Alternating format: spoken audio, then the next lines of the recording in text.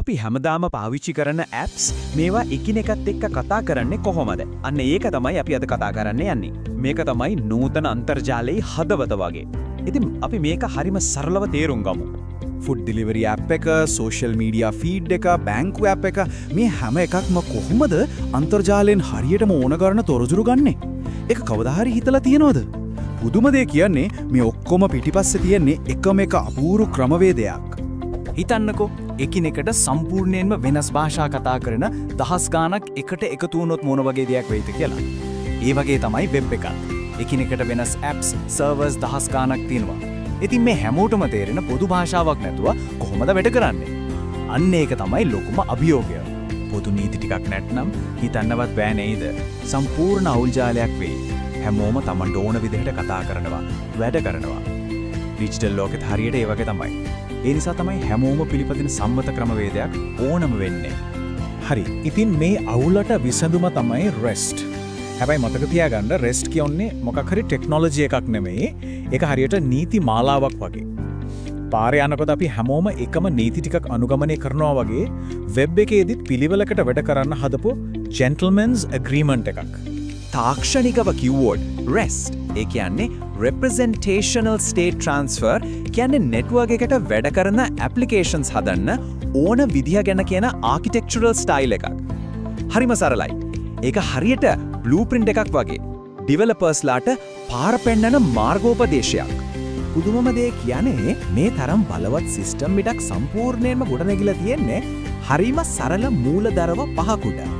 හරි, මෙන්න බලන්න මේ තමයි අපි කතා කරන්න යන ප්‍රධාන මූලධර්ම පහේ සම්පූර්ණ චිත්‍රය. මුලින් බලද්දි ටිකක් සංකීර්ණයි වගේ පේන්න පුළුවන්. ඒත් බය වෙන්න එපා. අපි මේවා එකින් එක කඩලා බලමු. එතකොට තේරෙයි මේක කොච්චර සරල තාර්කික දෙයක්ද කියලා. හරි, එහෙනම් පටන් ගමු පළවෙනි එකෙන් statelessness. මේක තමයි REST වල අත්විවරම. මේක හරියට තේරුම් ගත්තොත් අනිත් ටික හරිම ලේසියි. statelessness නැත්නම් තත්ත්ව රහිත බව මේකෙන් කියන්නේ මොකක්ද? හරිම සරලයි. ක්ලයන්ට් එකෙන් සර්වර් එකට යවන හැම රික්වෙස්ට් එකක්ම ඒක සම්පූර්ණ ස්වාධීන ඉල්ලීමක් වෙන්න ඕන. ඒ කියන්නේ සර්වර් එකට කලින් රික්වෙස්ට් එකේ මොනවද උනේ කියලා මතක තියාගන්න කිසිම අවශ්‍යතාවයක් නැහැ. හැම රික්වෙස්ට් එකක්ම අලුත් එකක්. හරියට මතකයේ නැති කෙනෙක් වගේ හැම පාරම අලුතින් පටන් ගන්නවා. හරි. statelessness ගැන පැහැදිලි නේද? එහෙනම් අපි යමු මේ සිස්ටම් එක සම්පූර්ණ කරන අනෙත් මූලධර්ම හතර පැත්තට. දෙවැනි එක resource based. ඒ කියන්නේ වැදගත් හැම දෙයක්ම සම්පතක් විදිහට තමයි REST සලකන්නේ. user කෙනෙක්, product එකක්, order එකක් මේ ඔක්කොම සම්පත්. හරියට නාමපද වගේ.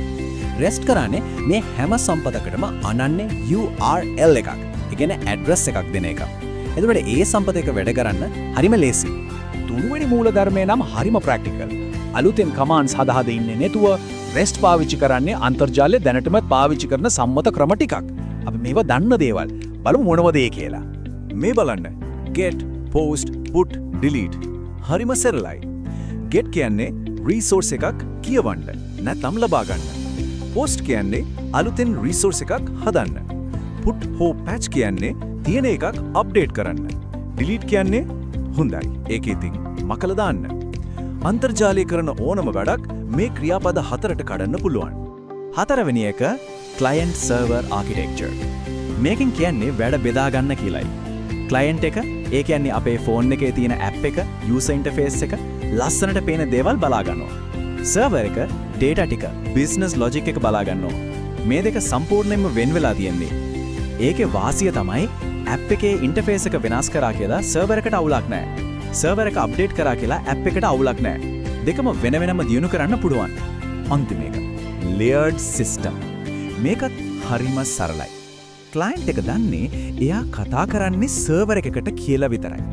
හැබැයි ඒ දෙක අතර මැද තව layers, ඒ කියන්නේ security layers, load balancers, cache වගේ දේවල් ගොඩක් තියෙන්න පුළුවන්.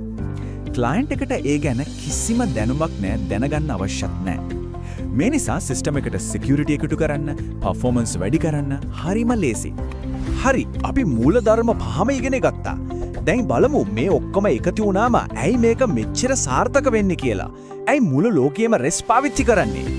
මේකේ වාසි ගොඩක් තියෙනවා. එකක් තමයි scalability. ස්ටේට්ලෙස් නිසා සර්වර්ස් වලට ලේසියෙන් යූසර්ස්ලා මිලියන ගානකට වුණත් සේවය දෙන්න පුළුවන්. 2. සිම්ප්ලිසිටි. හැමෝම එකම නීති ටිකක් අනුගමනය කරන නිසා ඩිවෙලොපර්ස්ලට එකට වැඩ කරන්න ලේසියි. 3. ඉන්ඩිපෙන්ඩන්ස්. ක්ලයන්ට් සර්වර් වෙන් කරලා තියෙන නිසා එක එක ටීම්ස් වලට වේගෙන් වැඩ කරගෙන යන්න පුළුවන්. මේ ඔක්කොම නිසා තමයි සිස්ටම් එක හරිම රිලයබල්. ඒ කියන්නේ විශ්වාසවන්ත, ශක්තිමත් එකක් වෙන්නේ. සරලවම කිව්වොත් රෙස්ට් කියන්නේ අපේ ඩිජිටල් ලෝකේ බලගන්වන නොකියූ ව්‍යාකරණයක් වගේ. අපි නොදැනුවත්වම හැම ඇප් එකක්ම හැම සර්විස් එකක්ම මේ භාෂාව කතා කරනවා. ඉතින් අනාගතය ගැන හිතන්න පොඩි ප්‍රශ්නයක් ඉතුරු කරලා මේ කතාව අවසන් කරන්නම්. AI Internet of Things එක අන්තර්ජාලය දවසින් දවස දියුණු වෙනවා. ඉතින් මීළඟ රෙස්ට් එක මොන වගේ එකක් වෙයිද? වෙබ් එකේ ඊළඟ මහා විප්ලවය මොකක් වෙයිද? ඒ ගැන හිතලා බලන්න.